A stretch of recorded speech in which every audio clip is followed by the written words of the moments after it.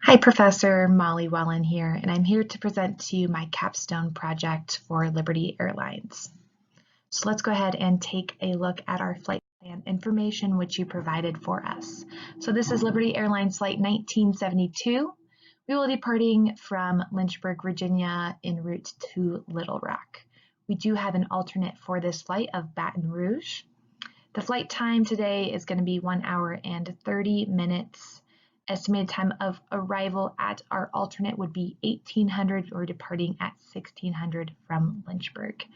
Some information provided, we're going to be on the CRJ 200.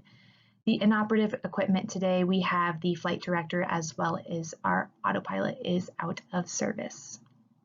The NOTAM information for Baton Rouge, the ILS 22 right glide slope is out of service. So we'll have to keep that in mind as we look at our weather information. And then once again, you provided the weather for us. We are arriving at 1800, so we would look under the temporary, under the 1700 for the 1800. It provides 1 statute mile of visibility, rain and thunderstorms in the area. We have a ceiling broken at 500, scattered at 2000, and then cumulonimbus clouds. So questions to be answered, you can take a look right here. We'll be diving into those in the further slides. Just wanted to quickly talk before we jump into that on 1nav, 2nav. So just breaking it down very quickly. For the 1nav rule, you need 1 navigational facility, 1 runway. When adding this to decide if you can make this an alternate, you would add 400-foot ceiling and then 1 statute mile of visibility. For the 2nav rule, you need 2 navigational facilities, 2 runways, 2 different types of approaches.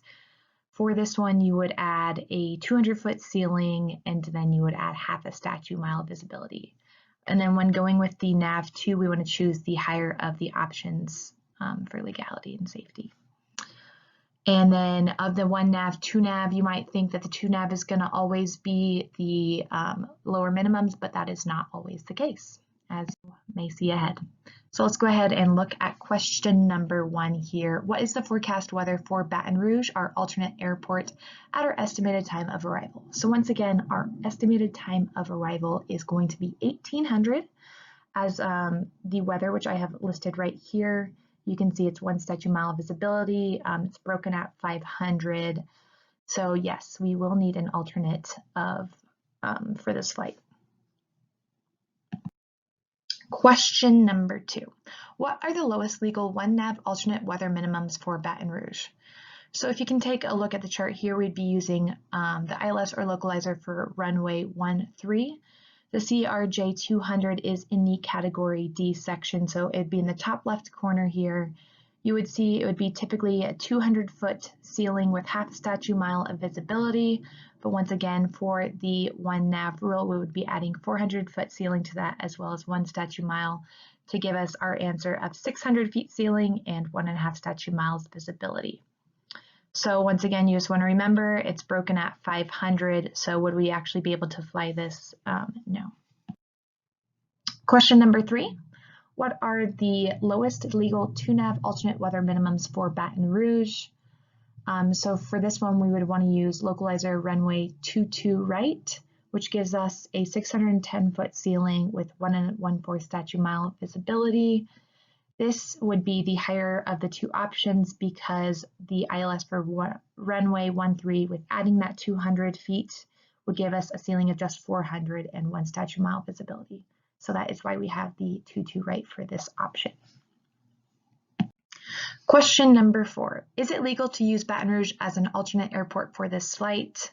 The answer is no. Once again, taking a look at the weather, we have that 500-foot ceiling. The 1nav rule gives us a ceiling of 600 feet by adding that 400. And then the 2nav rule gives us the ceiling of 610 when we used the localizer for 22 right. So once again, if you wanted to take a look on the reasons why, you can look into the LAA, the FOM. It's in Chapter 4, Section 1.6 for that. And then question number 5. If not affected by NOTAM, what would be the lowest legal alternate weather minimums for Baton Rouge? So that would be the ILS for runway 22 right. That gave us a 400-foot ceiling with 7/8 statute mile visibility. Because the glide slope is out, we were unable to use this, but this would put us at a 400-foot ceiling, whereas the weather was reported at 500. So that would be the legal limits for that one. And then here are my references. So I hope you enjoyed, and if you have any questions, feel free to contact me. Thank you so much.